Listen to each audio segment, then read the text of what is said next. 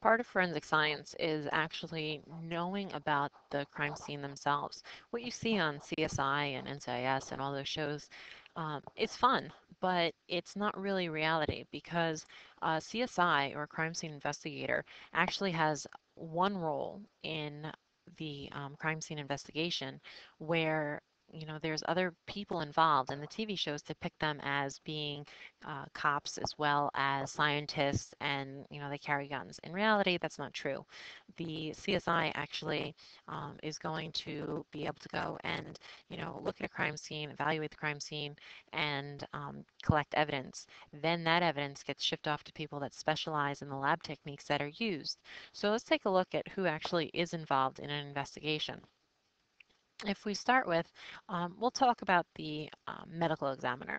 So the medical examiner is also called the coroner or a pathologist, and their job is really to determine the cause of death, and the body is not to be touched until the medical examiner clears it so they can identify, cause of death. They'll take the temperature of the liver in order to determine time of death using algor mortis, and then they'll allow the CSI to come in and collect any evidence off the body. The next people that we'll talk about are the actual detectives. So detectives are their job basically is to interview the witnesses and then to start drawing some conclusions. Specialists would include entomologists who study bugs, forensic psychologists, any forensic scientists, odontologists, or anybody that has some sort of specialty that they may call in to be, part of this investigation because there's that type of evidence. The police officers, their job really is to be the first responder. They're going to be typically the first at the scene, so they're going to secure the scene after making sure medical assistance is not necessary. If someone is injured or hurt, they will tend to them first. But their main job is to secure the scene. And then they begin a security log. So they'll have that log going of who enters and who exits the crime scene. So there is a record. Without records, evidence is no good in court. So notes have to be taken so that they can be followed. And the notes are also good because they are going to allow anybody that's called to the stand to recall the events because they could be working multiple cases at the same time. They don't want to get them confused. It could be a long time period between the actual crime and when they have to go to trial. So those notes are very important, but that's taken by everybody involved, especially the CSI. And then we have the crime scene investigators, the CSIs. So they're really the forensic examiners. They're going to document the crime scene. They're going to collect physical evidence and determine if it's the primary crime scene and if there could be a secondary crime scene. They're going to scan the scene, figure out where they have to take photos. They're going to do overall photos and close-ups with a ruler for scale. And then they're going to sketch. They're going to first make a rough sketch and then a final draft of that sketch, normally using computer imaging software. Now, that rough sketch has to have, numerous things in it. And a lot of times you'll have somebody that's actually a sketch artist, they'll come in and do that. You'll have forensic photographers, but in small areas that don't have the funds for all these people, they may only have a couple people that have to do all of it. And then they're going to search for evidence. Of course, they're always going to wear gloves. Sometimes they don't show you that in the TV shows, but they have to have gloves on so that they don't contaminate anything. So let's talk about sketching the scene. They need to make sure they have the position of the body if it is, we're talking about a death, and any other evidence. So that would be sketched in the scene. And all objects are going to be measured from two immovable landmarks. North should be labeled. Location of all the entry and exit points should also be labeled, and there should be a scale of distance.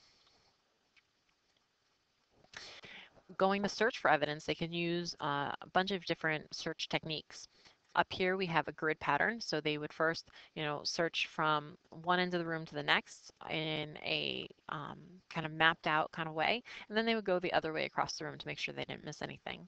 A spiral pattern, they could do an inward or an outward spiral. Okay, that's just as it looks. And then you could do a parallel pattern just straight across the room, and a zone, or what we call a quadrant pattern.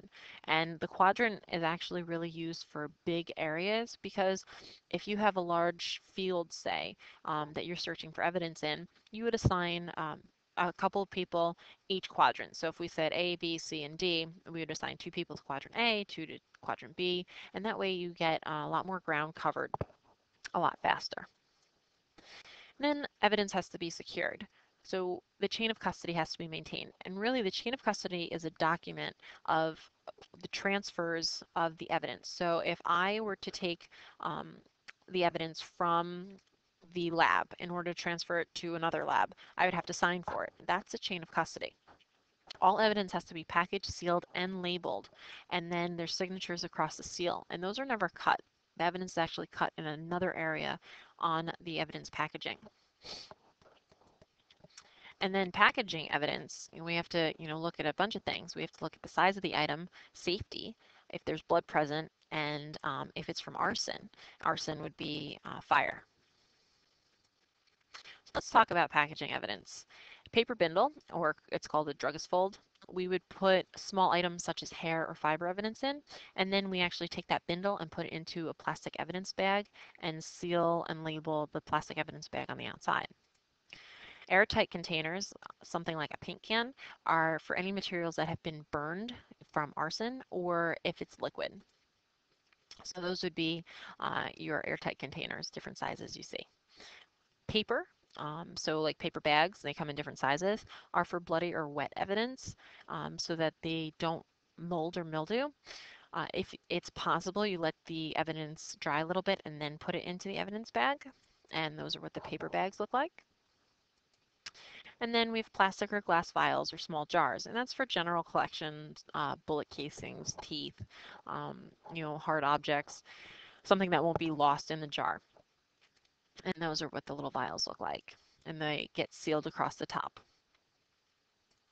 And then cardboard boxes are for weapons or larger solid objects. And now weapons or tools are always packaged individually so that they don't make any other marks on the other objects. And a lot of times they'll have some sort of foam or protection in the box so that if it's, say, a knife, it's not going to puncture or even break. Other evidence containers, here's our plastic evidence bags. Gloves are always needed. Cotton swabs, cotton swabs would be used for collecting DNA evidence. You have your evidence labels and tapes as well. So depending on what the evidence is and what condition it's in would determine what kind of evidence package it's going to be placed in. The chain of custody must always be maintained and notes must be taken at the crime scene so that they're not just for reference for a trial, but they're also personal reference so that um, the person that's going to testify has notes about what they did in the case.